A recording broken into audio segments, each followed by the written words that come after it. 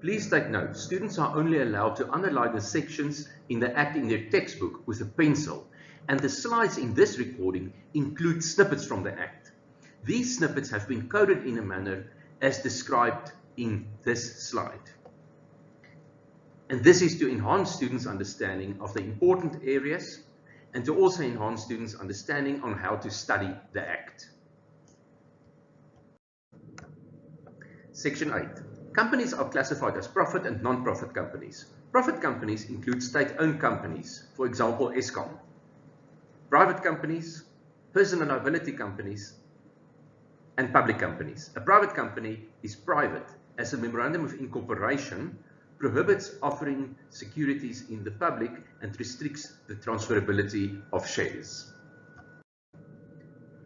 For a personal liability company, who's also private, directors are jointly and severally liable for debts and liabilities, as in the case of an audit firm that chooses to be registered as a company. Non-profit companies are incorporated for common benefit, and income is not distributable to members, directors, etc., except for reasonable compensation for services rendered. Section 13. One person or more can incorporate a profit company by completing an MOI and filing a notice of incorporation by the Companies and Intellectual Property Commission. The MOI can be in a prescribed form or can impose restrictive conditions to the company, in which case the name of the company should be followed by the RF expression. Also note that incorporation requirements are different for non-profit companies. Conditions under which the CIPC may or should reject the NOI also exists.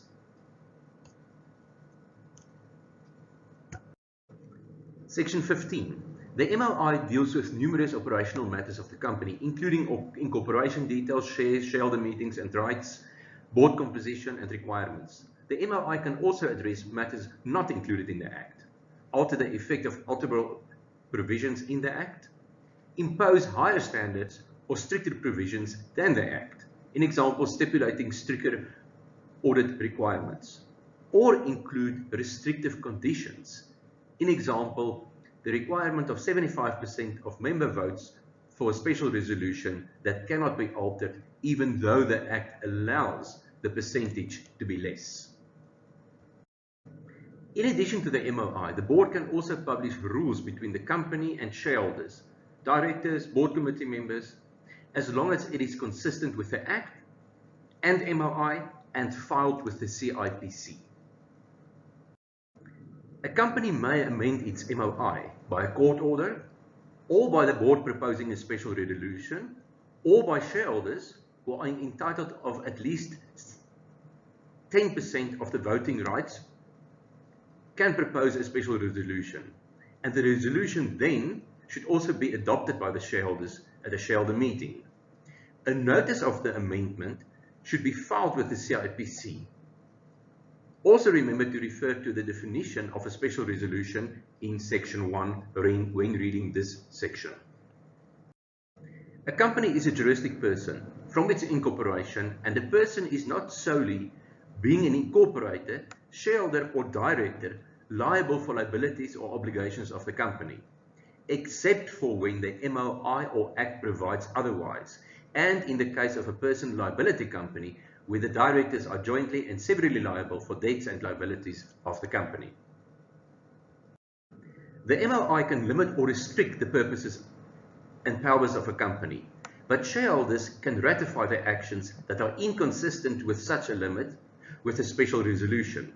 Each shareholder has a claim for damages against a person who intentionally, fraudulently, or due to gross negligence causes a company to do anything inconsistent with the Act or limitation in the MOI unless the action has been ratified.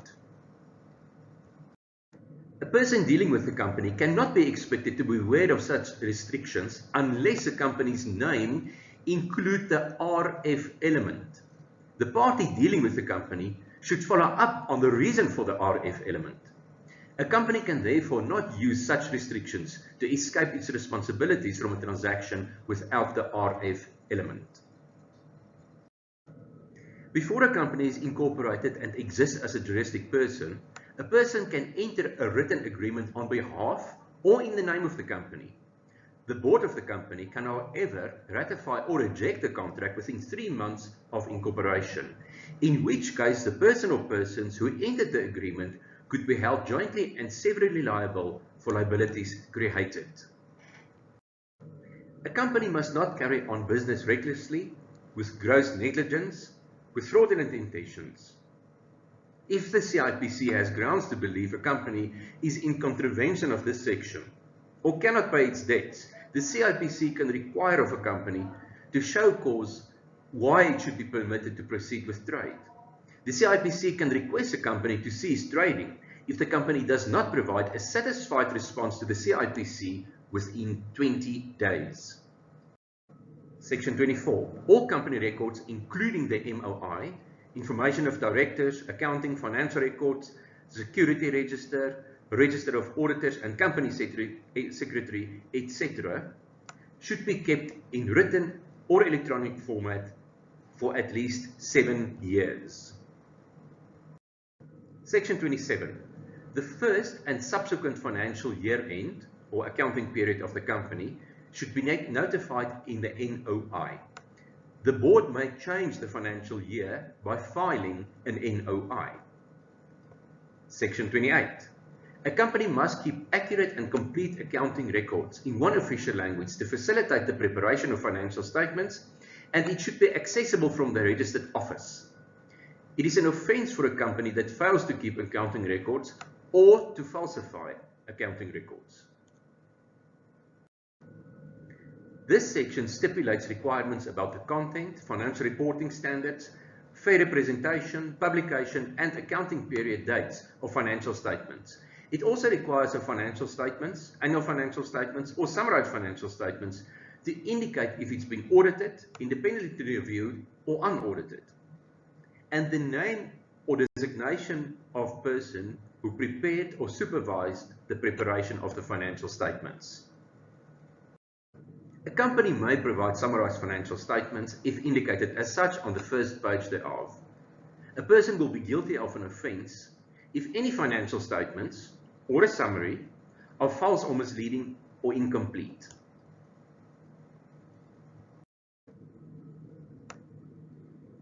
A company must prepare annual financial statements within 6 months or shorter after year end.